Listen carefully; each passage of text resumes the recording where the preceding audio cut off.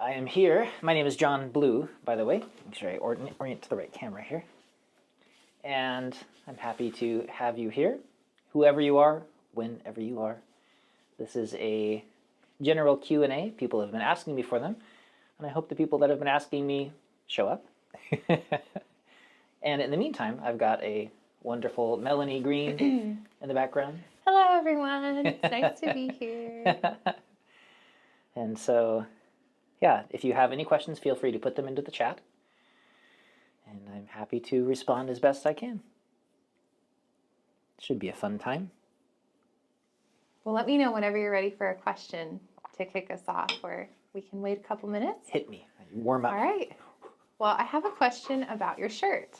My shirt. I noticed that it says start where you are. And I'm wondering, what does that mean? And what do you think the inspiration or practical philosophy is behind it? Well, I think that in general it is a very important Taoist ideal.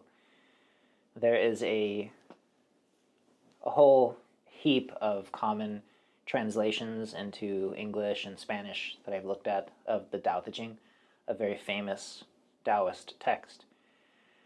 And a quote that I see everywhere in English and Spanish on bumper stickers and around and quoted in literature is this famous line that is often translated as the journey of 1,000 miles, or it's 1,000 li, a long journey. Starts with the first step. And it's a very common way to think about things in our culture, to emphasize the doing. It's this need to control, it's the need to make things happen and get out there and do something. And the actual translation is shiatsu. It's the long journey begins under your feet. It begins where you are. And that quality of learning to settle and be where you are, how you are, what you are, is always the most important first step. If you're going to do something, the first thing you do is you don't. The first thing you do is you stop doing whatever you were doing before, so you can be where you are, and then start doing whatever the next thing is. But even then, at every stage and step along the way, you always need to make sure that you are where you are, settled. Always be where you are, or you can never get to where you're going, or you'll get someplace you don't want to go. And so, yeah, this is just the important reminder that whatever it is that you're doing, no matter how difficult it feels, you always know the first step, because the first step is here. First thing you do is you don't. You settle, you rest, and you wait until it's time to do the right movement, so that you're always appropriate, you're always doing things in a way that is nourishing and helpful for yourself, the community, the space around you, and that way you only ever get where you need to be by being where you are. Yeah. What do you think about that? Yeah, I think it's a wonderful, I love the saying, the first thing you do is you don't. That came from our teacher. Yeah, Master Zhezhen. Master Zhezhen, and I feel like it's taken me years to fully understand what that means. Like,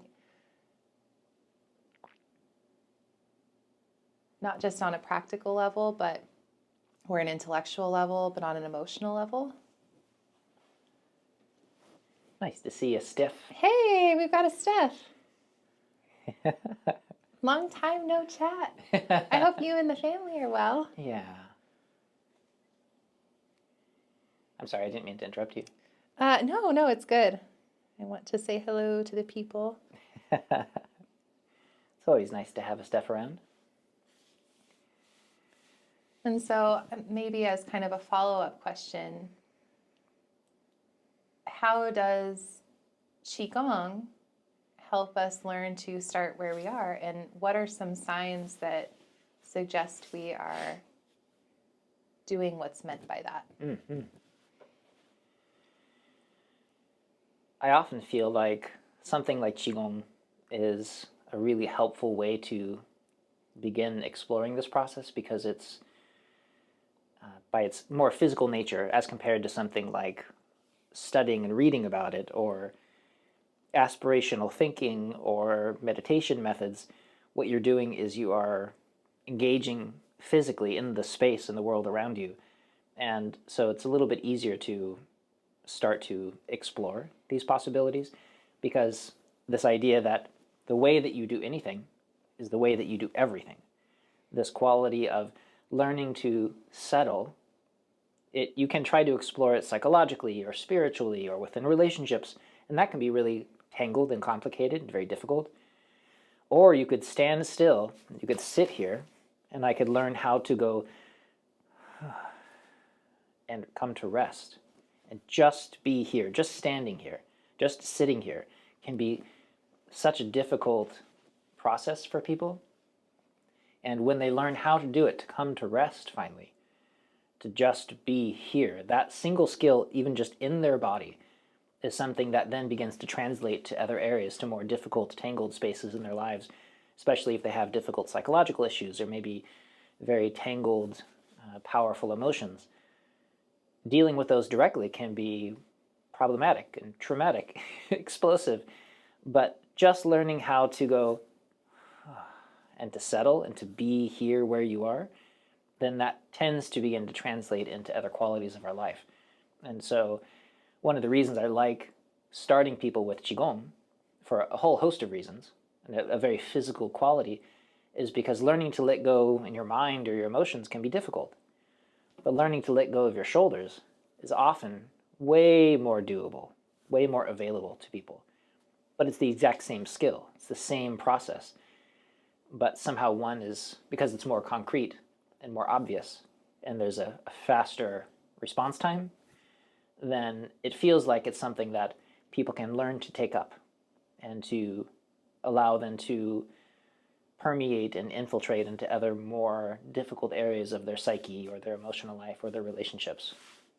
And so this skill that Mel's talking about, for those of you who are late, is something that is simple and available and present, and it's always something you can do. It's never something that you have to wait for. If you wait for it, it means you're missing it. Instead, it's here, now, and now.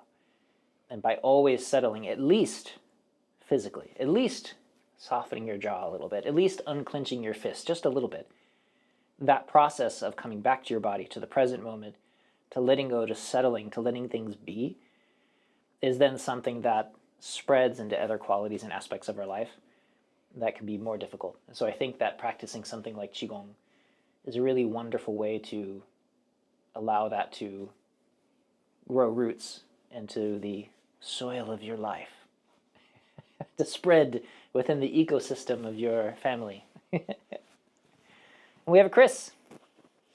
Hello, Susan. We've got the original family here. Feels like the 100-day series all over again. It's awfully nice. So we had saved some of the questions that were asked earlier, the more difficult philosophical existential questions that always seem to come up. So if anybody would like to ask anything at all, I'm happy to talk about it. Give you my latest recipes. Yeah, we were just talking about what John's shirt means. Yeah. In a practical sense. Yeah, it's a very practical, available teaching. You just always come back to now. No matter what you're doing, it's always now. And it's funny how many years just that one teaching can take and how transformative it is. Because now is cheap. You don't have to buy it from anybody. I'm happy to sell it to you. But it's one of those teachings that disentangles so much difficulty just by resting with it. Yeah, the easy questions. What is Qi? Tell me about life. What is the meaning of life? I love those questions. I love the deep philosophical stuff. Keep it coming, Chris.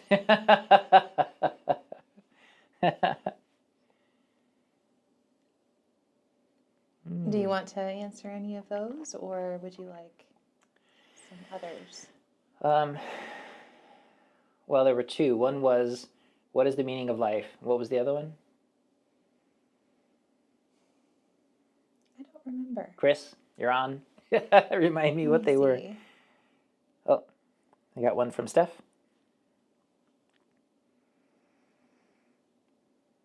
Oh. So Steph is asking, sometimes when I'm doing certain snake and turtle movements, like the golden snake practice, some parts of the movements are faster and some parts are slower. Is that good form, or am I doing something wrong? And that's absolutely correct. It's actually a good thing. Not just some parts of the form, where maybe you're zipping through one part and one part you go slowly through. That's very natural. And some of the difficulty there, without seeing it, of course, can be that oftentimes people will go quickly through the part that they are having difficulty with. And the same thing with our mind and our meditations. We skip past the part that we actually need to work on, which is why it's something that we need to work on. And so in our movements, if there's a sticky spot or an uncomfortable area, the area that we should be going through the most carefully and slowly to be really through all the way around, instead we tend to kind of skip past it and go to the one that we really like and that feels good. And so like with everything, sometimes those sticky spots are the ones that really should be sunken into. And so if we're going faster and slower, in a way, oftentimes those should be the slowest.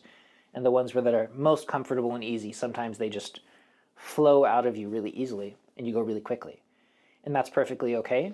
In fact, that's when it starts to move into the territory of being a martial art, because suddenly your body is so smooth and through and easy that you have these very athletic things coming out of your body that feel like nothing.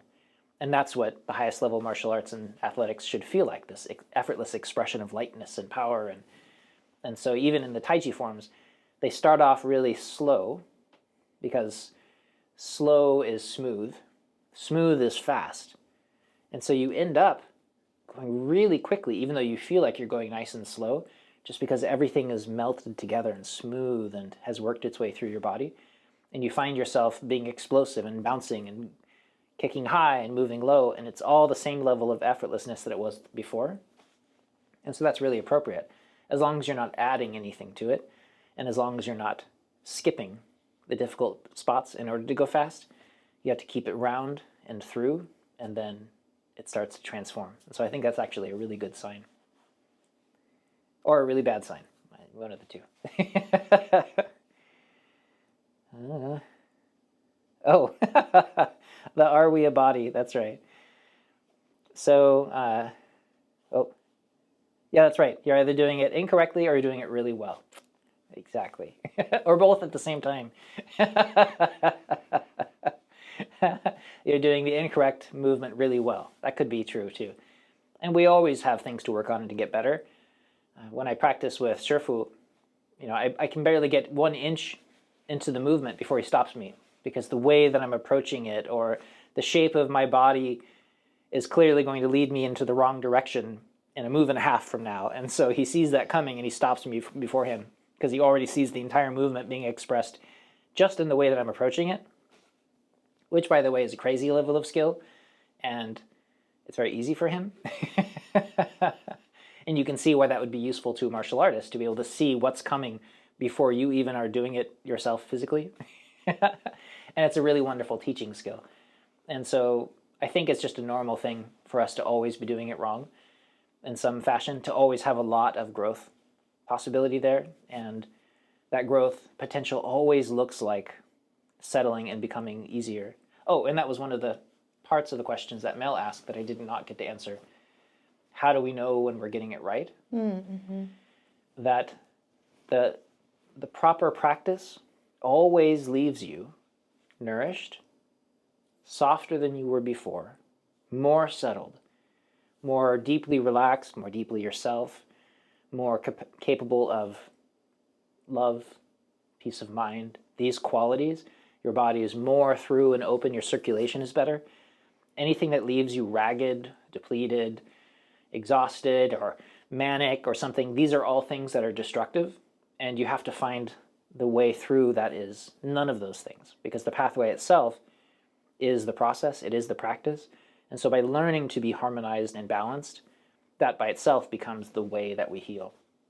It's something I was talking about this morning with somebody, that they were asking me specific questions about diet and these kinds of things, and some of my morning medical time that I get to spend.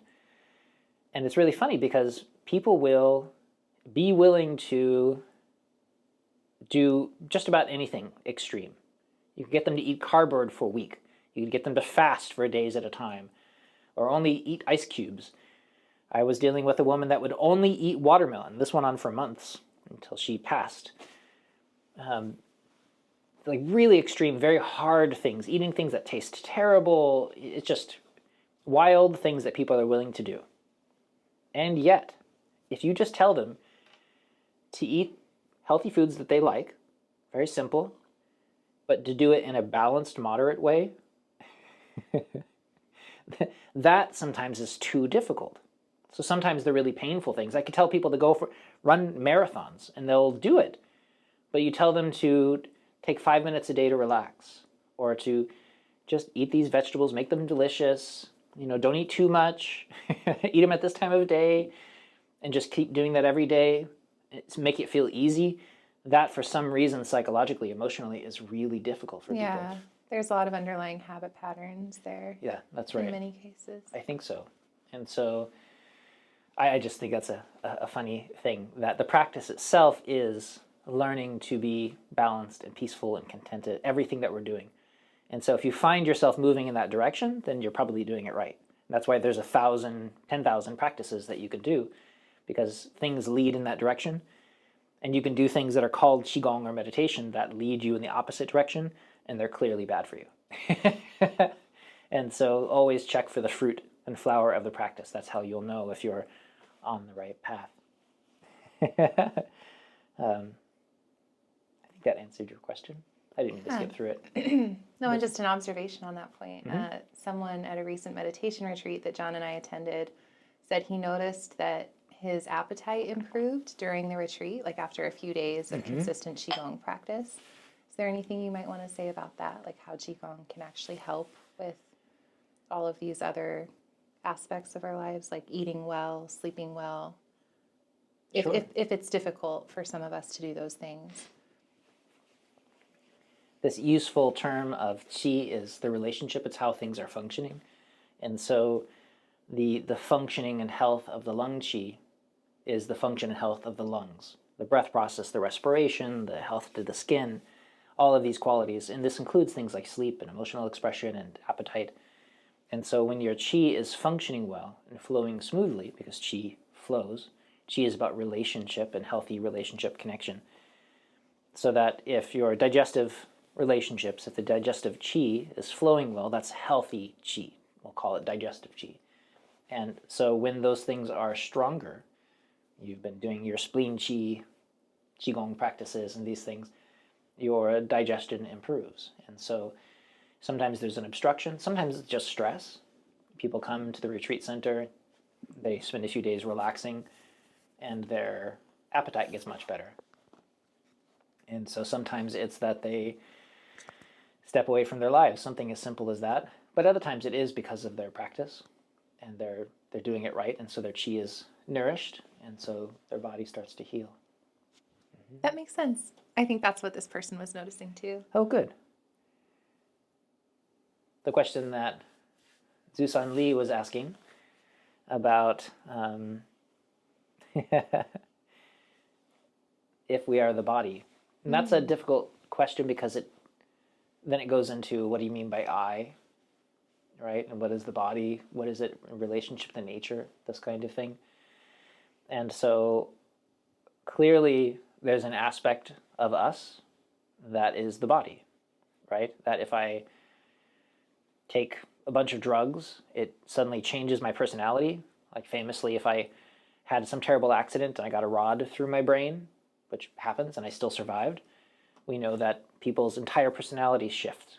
Their memories will change. I can have memories implanted. I can have things taken away. All of these changes just by adjusting my hormones and chemical basis, or changing my physicality in some way. This is clearly a part of our nature.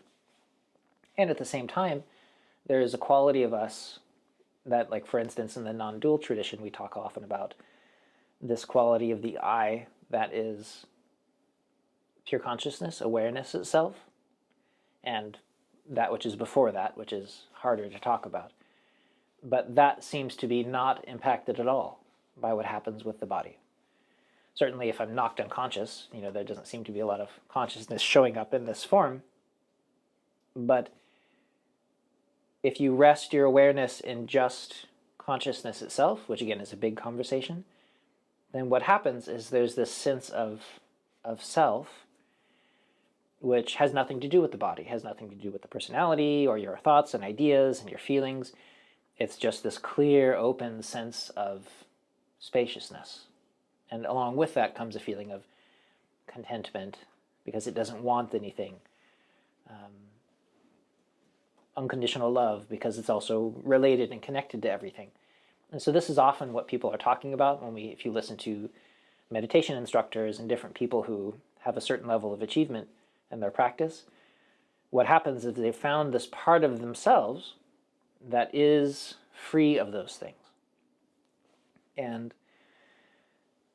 yet, within certain systems, they will say that's all there is. That's all that matters. And for instance, from my Buddhist background, my teachers would say that that's all that matters, is this quality of consciousness that is free of suffering, that is always content and wise and has these qualities to it. And they forget about the body. And one of the things I appreciated about the Taoist system is we Xing Ming Shuang Xiu, which is like we cultivate that larger part of our nature and our physical, lively nature at the same time. That part of our nature is the body. And so can I say I'm a John without a body? No. So some traditions will say that means I'm not John at all. I'm actually just this other something. And there are some systems that say I'm just John, and we ignore the system of consciousness. That's something different. And I prefer to look and see more about the quality of nature that is all of us, that we're together as this, we would say in Taoist terminology, heaven and earth, this quality of that which is expansive and beyond, like the sky, and this physical stuff made out of dust and old sticks kind of stuck together. And so the idea of am I a body is really kind of a simple question in some ways, experientially. But it also depends on what you believe is important and real. And it's something that you don't want to take other people's word for. You want to be able to find it and see it yourself. It's a very important journey. But we always start here, settling here and now, and looking to see what's there. And then when you see clearly what's here, you start to tease apart the different qualities and values of what you're seeing. But first, start by becoming clear, still. That's the important first step. Otherwise, you can never learn anything because you're always lost in something else. Do you have any thoughts about that? The question was, am I a body? Yeah, it's such a big question. And there's just so many different ways to answer it. And I really appreciate what you said. And it kind of makes me wonder a little bit about what you wish more people understood about this energy work, this Qigong. If you're reflecting on what you didn't know when you were first starting out in the practice. Maybe you had ideas about what a body is, for example. All kinds of ideas. And all kinds of ideas, right? And so for people who, like me, are still very much beginners, what is there one piece of insight that you wish we knew more, above anything else? Well,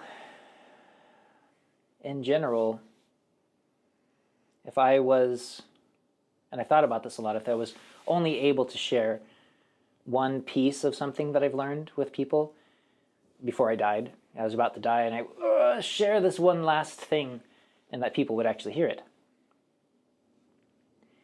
It would be that it really is possible to feel carefree, to feel content, to be at rest inside, to not be led around by wild emotions or strong thoughts or what happens in your life, to be completely free of that drama, that suffering, that sense of discontentment. I feel like that's a really important thing to share, because in our lives it's so normalized to always be in pain, to always be suffering, to always be caught up and lost, and if you're not angry, you're not paying attention, that kind of stuff. And I feel like just knowing that it's possible, I think, makes a really big difference. And that's classically like the story of the Buddha, that there's the four most important ideas that he taught. And the first of them is that suffering exists. And we look around and we see pain. Pain is not the same thing as suffering. That there's such a thing as this added bit of discontentment, this something that makes our lives miserable. Everything that takes us away from being contented, comfortable, and happy, whatever that is, that's suffering. And it's not the pain, and it's not the stuff in the world. It's always that something that's inside us. And the very first of these important ideas that he shared is that exists. And that the second one, which is a really big idea, is once you see what that is, to know that it's possible to get free of it. And then to know that there are people who have done it. That's the third one. And then the fourth one is, here's the way to do it. And these like ennobling ideas, to know those four things. Here's what it is. Oh, look at that. Here's the diagnosis. And to know, oh my gosh, it's possible to not have that. To actually be content is a really big deal, because it shifts the way we see the world, because we assume the world is just like it is inside our head. But that gives us the chance to try for something else. And then to recognize that not only have people found that, but they've created a pathway so that you can find that too. You just copy the path. And that it's been pretty well laid out over the course of millennia. To me, is really inspiring. It's what I want to do with my life. But I feel like just sharing that one thing, like, hey, look over here, it doesn't all look like insane billionaires and people destitute on the street, everybody hating themselves, tearing their life and the world apart. It doesn't have to be like that. And I feel like that by itself can be eye-opening. So there's a specific question about heart-focused practices. And yeah, this is one of those areas that we want to be careful about. So I have some very specific stories that I won't really share here. But one of the common problems that shows up in Qigong practice is people focusing in the wrong place, placing their awareness with too strong of an intent in the wrong places, physically in the wrong places, like putting it in your head versus in your hand versus in your foot versus in your belly. Each of those creates a different change in your body, because where your awareness rests, where your intention rests, your yi, that adjusts the qi flow in that space to either your benefit or your detriment. And if you're doing it incorrectly, it's usually to your detriment. And there are certain places that are especially sensitive that you want to be careful about. One, for instance, is this third eye, top of the head, center of the head place. A lot of people focus there because it creates really strong sensations, really strong feedback. And usually what we're looking for is feedback. We want to feel things. The problem with that is that, like, pain is a kind of feedback, right? When things are changing and moving, we get sensation, things happen. But what we're trying to create is that still space inside.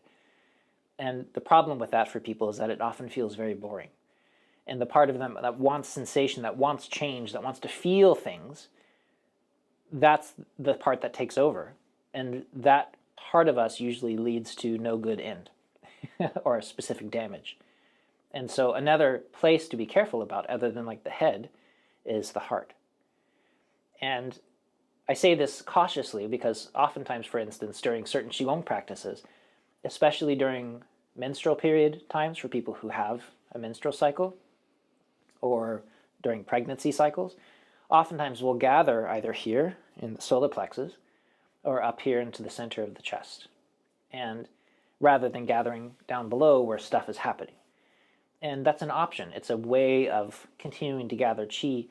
The problem is when we start to focus on that as our central practice and we're not continually settling, because this is an area that can become easily unsettled. It's a very sensitive space. And especially the better you get at Qigong, the more easy it is to disturb your spirit in this space. And the more energy we pour into this place, we start to feel more and more emotionally, which can, of course, cause a lot of problems. And, of course, why a lot of people will really like it, because people like strong emotions, strong sensations, whether it's getting strong visualizations and hearing things and seeing things and strong voices and sudden insight. Those quick changes and openings and closings in the nature of our body-mind can be really damaging. And the same thing in your chest. If your emotions are pushing around all the time, expanding, contracting, vibrating, there's a lot of love and a lot of this and a lot of that, that can actually be bad for you. And because what we want to cultivate is instead this very quiet nature, this quiet level of cultivation, where what we're doing is not adding feelings, not adding thoughts, but rather we're taking away the obstructions to our capacity to feel naturally. We want to remove obstructions, not add. We don't want to do more. We want to find stillness where our capacity for unconditional love is being covered up already. And so if you're trying to love, trying to feel things, trying to reach for clarity, what you're doing is actually causing more obstruction in the long run, even though you have lots of strong feelings. And it can feel nice in the short term, but in the long run, it causes a lot of damage. And so I'm going to write back to them real quick again. What do you think about that?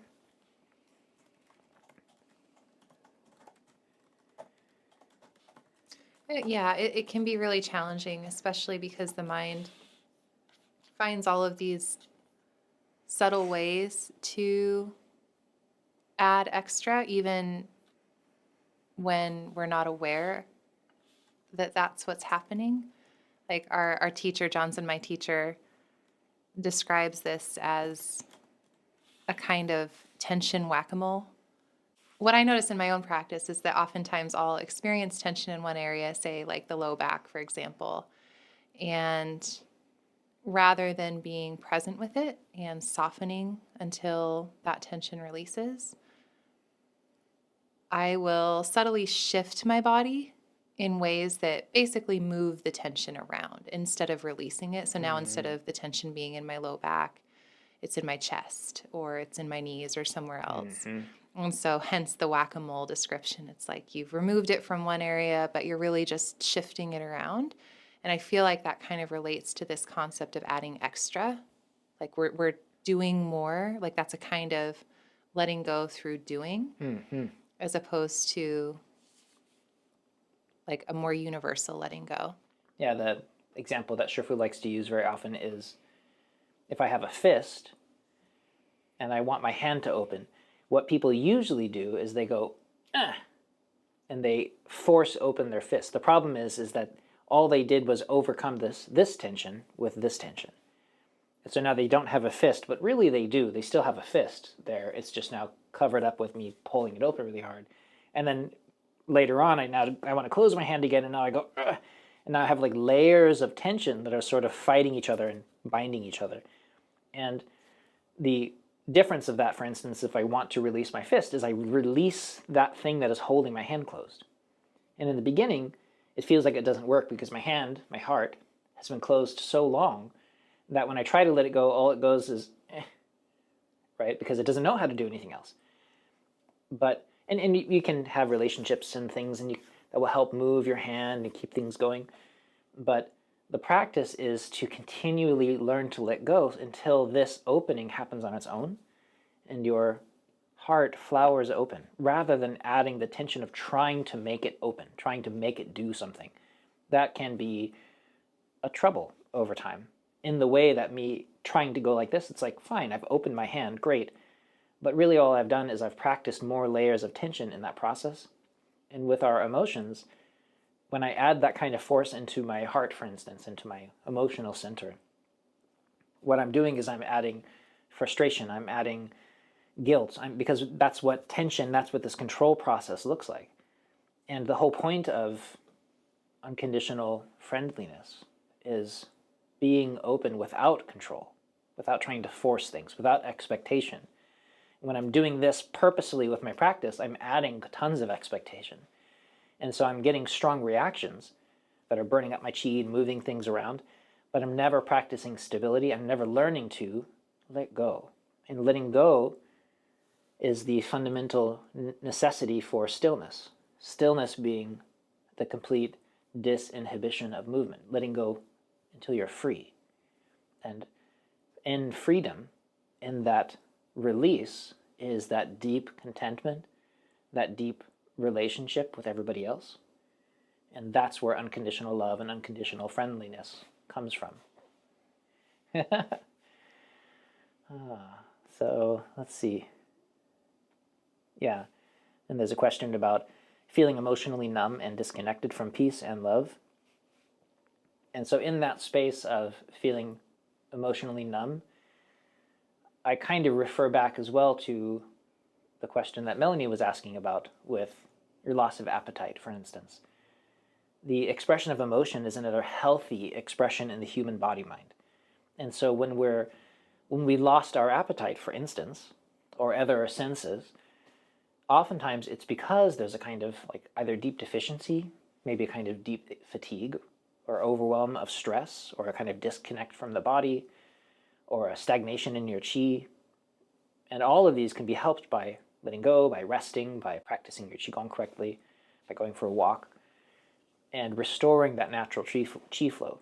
And so it's the same with healthy emotional expression. Sometimes it's just that people are totally exhausted. And so emotion is just the movement and non-movement of chi in the body. That's what it is. It's another sense of what's going on inside the body-mind. It's not like some separate floating existence. This is your emotions. And if you are deeply depleted, then there's not a lot of chi moving around to give you strong emotions. It's one reason to cultivate your chi and to be well rested. It's the reason why people will rest really well. They'll go on vacation or spend some time at the monastery, sleep for the first time in days, and suddenly the colors are brighter and sounds are clearer and they're able to feel finally. And this is really common. It's not because of the magical space, although it is, but because they have a little bit more chi. And chi is the vibrancy of life. And so understanding that quality in our body-mind is a really important aspect of our practice. Another reason somebody might feel numb is if they are too tight for chi to move around. So all they ever feel is frustration. When their chi does build up, it's locked in place. It can't move around. And the experience of that emotionally is frustration, irritability, anger. That's what happens when your chi isn't moving when you're like this all the time. So even if you are rested and you do have enough chi in there, sometimes all you experience is those unhappy, uncomfortable emotions, because this is that process. But the process of healing that is the same. Stop hanging on, make space, do your practice, rest, eat well, quiet your mind. So there's enough room for things to start healing. It's very simple in a direct way. It just happens to be really difficult for people. And one other cause, perhaps, that I can imagine causes emotional numbness or emotional blindness, not knowing what you're feeling, is when we become very disconnected from our body, and which is very common. People live in their head, and they literally can't feel their own body. And to people who are very physically based, or they're very much in their body, they can't imagine what that feels like. But for people that have had a kind of trauma, or they've just spent their lives living in their head, something happened, we become disconnected, or we just become disconnected from certain parts of our body. And so then it becomes really important to start reconnecting through movement, through acupuncture, through meditation, just putting the mind back in the body, until that separation, that invisible barrier we've created around our own life, starts to dissolve. and then we can actually feel our feelings and have them be healthy. It's a wonderful thing to watch. Last thoughts, questions. Yeah, I guess I have a kind of a two-part question here. So I really appreciate getting to practice with you because I feel like relative to where I'm at, you are very cultivated in the sense that you understand, like you were just describing, like the relationship between Qigong and our nervous system and the, appropriate way of healing these deficiencies. And yet, I also recognize, because this is what our teacher has told us, that this journey of letting go is endless. Like you never really, and this is according to the teachers, not me, but from what I've heard, like It's you all never plagiarism. We're just stealing. We try to steal from the best. we're just like these endless onions where, we're constantly releasing layers and layers and layers. And so I'm wondering like what layers you might be trying to release in your own practice right now, like any resistance that you're experiencing and how you're moving through that resistance. In my endless onion. In your endless onion, yeah. What are you learning right now? Are you learning any new things? Oh, constantly. Yeah. I'm being given so many overwhelming things to work on. This is what happens when you study with a Taoist master. Maybe one of the important ideas is that transformation isn't a thing that you do. Transformation, Taoist transformation, it's not about skills that you learn. People will often talk about it like, I've learned how to do this thing. I can something, or this or that. And look at me. And great.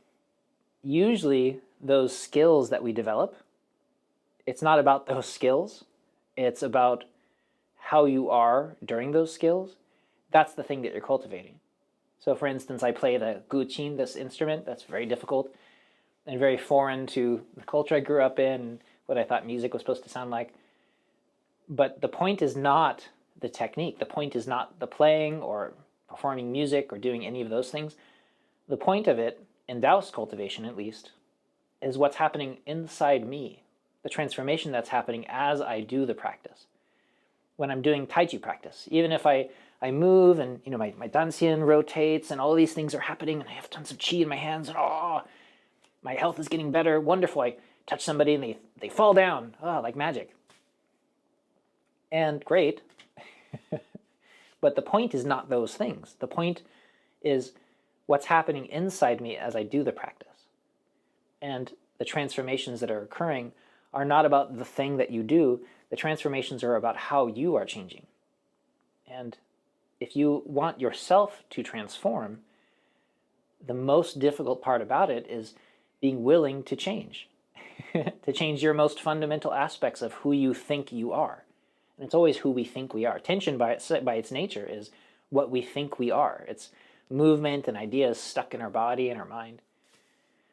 And so the biggest thing I'm always working on is staying completely open to the possibility of endless onion transformation, to always be adjustable, changeable, open, because that's the nature of stillness. Stillness is not a frozen thing. Stillness is being always free to transform. That's what stillness is, so that you're always appropriate wherever you are. So water flowing down a river is just as still as the water sitting in a puddle. It's always water. It's just doing what's most appropriate until it finds its lowest level. We want to do the same until our own nature finds the lowest level, the most stable quality, settling. And as life changes, as my circumstances change, the people I'm around change, as the next thing my Shifu asks me to do changes, what needs to happen is not me cultivating a new skill or trying to think of new words, but the biggest thing that can happen is me being more open, more free, more released, so that things can actually change in the direction of greater cultivation and the Tao. And so there's always new things to work on and new skills to cultivate. I'm really working hard on getting the rear pivots, my buttocks, to rotate which is a wild thing to even think about, that the buttocks rotate as much as the shoulder and the elbow do.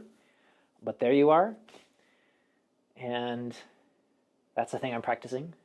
But the thing that I'm actually practicing when I'm practicing that possibility of movement is the freedom inside me, the freedom to be so released that not just that these pivots start to turn together and move in a different way as my dantian rotates and my chi flows, but to cultivate the ability to be the kind of person that is deeply still inside. And so that in every one of these situations, the movement has the chance to pass through, whether it's physical movement, or emotional movement, mental movement, or stillness, and this cultivation of the spirit and the deep interconnection of love and peace that is at the heart of all the things that we practice. There is a pathway here, there's a road here, but the road is here. And it's always where you are. It's not over there, it's not in the thing that we're doing, it's not in the technique that you get, not in the answer that you find. It's always here, and it's always in stillness and in centeredness and in peace. That's the pathway, that's also the fruit and flower. And then at the end of it, the thing that changes is you. And I think that's a very worthwhile cultivation method to practice. Well said. Yeah, and just to add to that, because change is very difficult for a lot of us, and there are aspects to it that I think are beyond our control at times. And so one of the pieces of advice that our teacher has given us that I found really helpful is don't be afraid of going slowly with these practices. Just don't stop to the extent that you can. That's right. Don't be afraid of going slowly. It's okay. Yeah, and that's even better. Mm-hmm. Yeah, fast injures, slow heals. Yeah, so it's a virtue to be willing to go slowly. Mm-hmm. Well said. Thank you, everybody, for joining us. Those of you who did, those of you who attempted to when the internet crashed. Yes, and I'm sorry I'm not in the chat to say goodbye to you, Chris and Steph. I had to turn my Wi-Fi off so the connection would improve. And it looked like there were other people, they just weren't commenting. So to all of you, thank you for joining as well. I'll upload this and share it with the world, and I hope that you all enjoy it. Please do add your questions down below in the comments section. Part of what we're cultivating here is community. Our world really needs community, people willing to talk about these things, to share ideas about peace and interconnection and love and friendship. What important ideas to bandy about. And the healthiest of all places that we call the internet. And so be willing to share your thoughts and feelings down below and to reach out and to help people as much as you can. This is the kind of community we want to nurture. And so just by being willing to hit that like button and subscribe, but also to put your comments down below, I think that you can help a lot of people. And if you have other questions as well, you can find me over on the Patreon community. Links down below. I put many hundreds of videos up there that I don't put on regular YouTube, just because I don't want it to be part of the AI system.